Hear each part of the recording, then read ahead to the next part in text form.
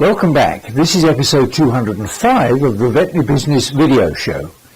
In this episode, we'll hear about the pursuit of happiness, and we'll see why reducing your fees to attract more business could be counterproductive. We'll learn how to make time for the work that matters. We'll see why you shouldn't be reticent about promoting your expertise, and I'll offer you my quick business tip for this episode. I'm John Sheridan, and this is the video show from Veterinary Business.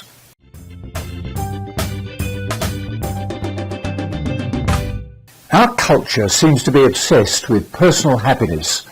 Advice on how to be happy is everywhere, and a Google search for happiness yielded 75 million results, and nearly 40,000 books on or related to happiness are available to buy on Amazon.com. Most of us who work in or around the veterinary practices count ourselves fortunate when we compare our circumstances with the millions of individuals around the world suffering from serious deprivation, poverty, starvation, conflict, pain, and all the other causes of human suffering. I doubt whether many of those individuals ask themselves whether or not they're happy, as they simply try to survive from day to day.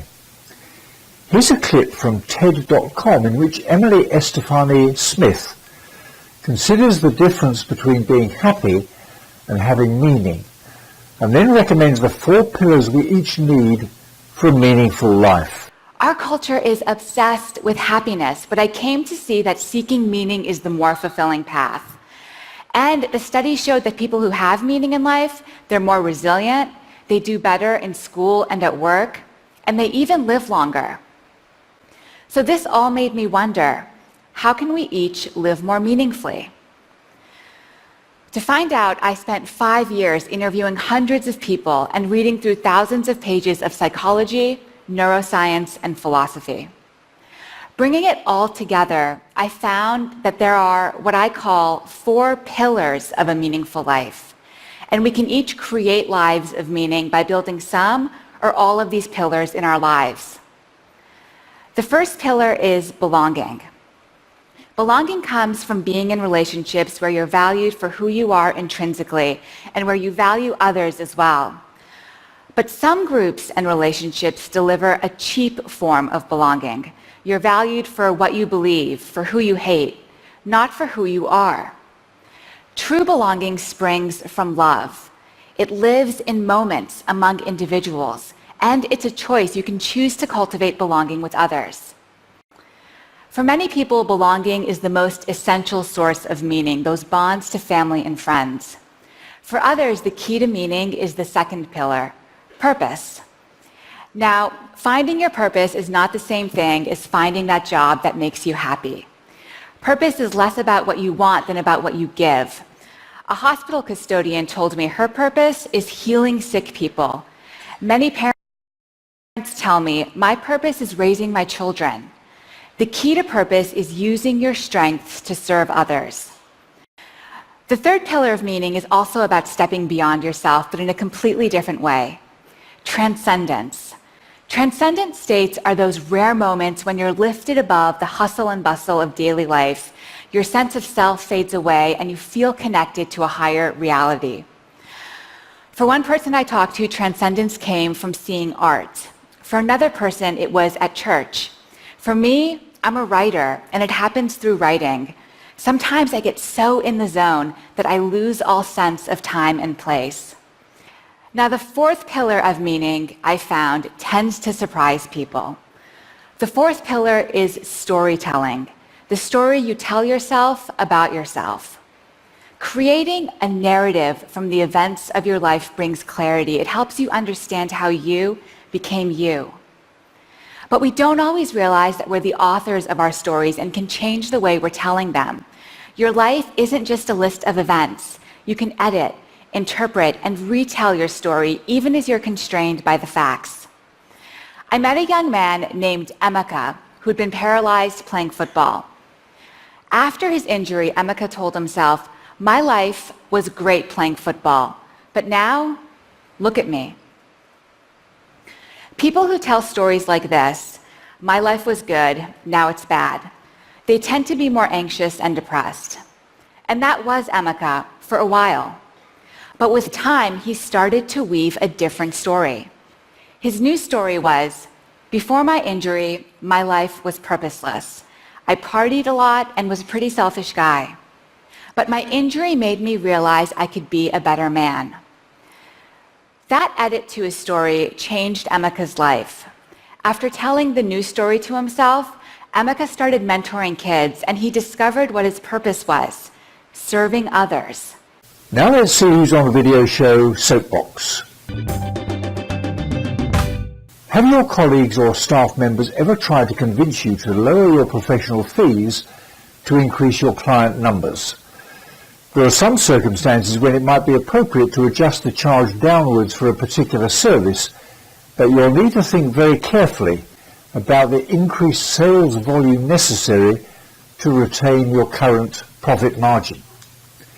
Here's a clip from a business consultant to dentists who caution that reducing your fees could have a negative impact on your brand. It's tempting when things aren't going so well to start looking at each other in the office and say, are our fees too high? And it's something that you can discuss, but it doesn't lead to more profit. If you take a look in business, and let's just use the hotel motel industry as an example. You have Motel 6, you have Holiday Inn, you have Hilton, and then you have the Ritz-Carlton or the Waldorf Astoria. And all of these businesses have stayed open during flourishing economies, during down economies, because each of these businesses, each of the hotels and motels knows exactly who they're going after. Motel 6, they're going for the economy customer. The Holiday Inn is a step up from that. The Hilton is a little bit higher. You have the Ritz and the Waldorf. And everybody knows who they're going after. So in my experience, taking your fees and lowering them takes you down in grade, and all of a sudden, there's probably not going to be enough money to pay the bills. And let's just use the hotel motel industry, and I'll give you an example here just quickly. So when you go to a Motel 6 and you're paying $49, $59, $69 for a room, you take a shower and the towels are kind of scratchy, and maybe you hold them up to the light and you see through them.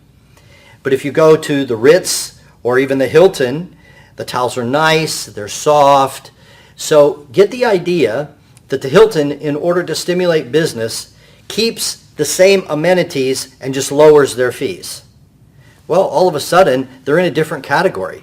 So now they have to start like getting the old and scratchy towels, but the patients or the people who used to come there now are unhappy because the towels used to be nice. And so from a business model standpoint, my advice is learn how to sell, learn how to market, learn how to focus on the patients that you want to treat and bring them in, and learn how to get them to accept and pay for the dentistry that they need. It's rare that lowering the fees is the correct solution to a slowdown in business. Now for a tip from the top in the business world of veterinary practice. Whatever your role in practice, I'd be surprised if from time to time you didn't feel under pressure because you had too much to do and too little time to do it in. Here's a clip from the Harvard Business Review with some advice about making time for the work that matters. Time is the one thing we could all use more of. And research shows that knowledge workers spend 41% of their time on low-value tasks. People can make time for the work that matters if they think deliberately about how they spend their time, decide which tasks matter most, and drop or offload the rest. In one experiment, 15 executives found that on average, they were able to cut their weekly desk work by 6 hours and their meetings by 2 hours. In other words, they freed up 1 full day a week. And they achieved this without making a huge effort and without any management directive. The key to freeing up time in your schedule is to look at your day and identify tasks that are both unimportant and easy to offload. Research suggests that at least 1/4 of knowledge workers' activities fall into both categories. To set up your own self-intervention, follow the author's 5-step process.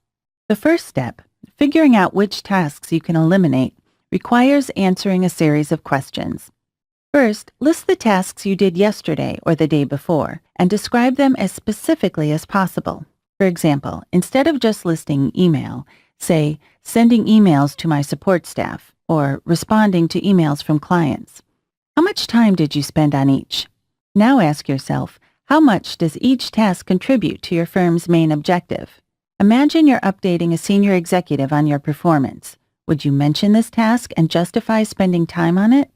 Next, rate how necessary each task is. Imagine that you've arrived at work 2 hours late because of an emergency, and now you have to reprioritize your day. How urgent is this task? Then assess how much value you get from each task. Imagine you're financially independent and creating your dream job. Do you enjoy this task enough to keep it? Last, ask whether you can outsource the task. Suppose you've been tapped to lead a critical initiative and you'll have to reassign some of your work. Which tasks need to be done by you? Which could you delegate or drop? With the answers to those questions, you can lay out your daily activities on a grid like this one. You'll be able to see what you should keep doing but could spend more time on, what you should keep doing but might do more efficiently, and what you can stop doing altogether. You may identify meetings and routine administrative tasks you can get off your calendar, or you might realize that you're too involved in project planning details. Now for my quick business tip for this episode. Back in the 1970s, when I owned my first practice, I was invited to contribute to a local radio program answering questions from pet owners. At that time, the RCVS, the Royal College of Veterinary Surgeons, regarded it as unethical for my name or the practice name to be revealed, and I was simply introduced as an anonymous local vet. Times have changed, and now it's much more acceptable for vets to become celebrities on TV, radio, and social media. Here's a clip in which Robin Downing offers some advice if you're ever uncomfortable about self-promoting your professional expertise. So you're correct. Self-promotion has been considered sort of a dirty word in veterinary medicine, which makes sense when you remember that so many of the people who are drawn to veterinary medicine are introverts at heart. But self-promotion in a positive way is a learned skill set, just like learning surgery, just like learning dentistry, just like learning internal medicine. It's a skill set, and there are ways for us to learn those things. There are coaches available for us to emulate. There are self-training programs. There are continuing education programs. I think that at the heart of it, it really means embracing our moral responsibility to speak on behalf of beings who cannot speak for themselves. And the minute we understand that advocacy is an active and not a passive process, the self-promotion piece almost takes care of itself. How did you get so good at it? Lots and lots of practice, just like surgery, dentistry, and internal medicine. One of the tools that was most useful to me was not trying to change my approach to all things all at once. So it's like that old adage, how do you eat an elephant? You eat it one bite at a time. So I chose very specific areas I wanted to excel, and I actually did one of the old reliable techniques of practicing in the mirror and looking at my body language, looking at my facial expressions. It was one of the hardest things I've ever done. But it prepared me for some of the media training that I've done, where I actually had to be subjected to being taped and actually having to review those tapes with someone else in the room, which was excruciating. But again, it was a way for me to look to the larger goal. And the larger goal was, how can I do the best job for my patient and for my client every single day in the exam room? So what's my quick business tip? Well, it's this. Feel proud of the unique contribution you make to the success of the practice which you own or where you work, to the well-being of your colleagues and clients, and to the health and welfare of your patients. Your contribution to this great profession of ours is good news. So don't keep it to yourself, shout it from the rooftops. Well, that's about it for now. I'm John Sheridan, And this has been another video show from Veterinary Business. See you next time.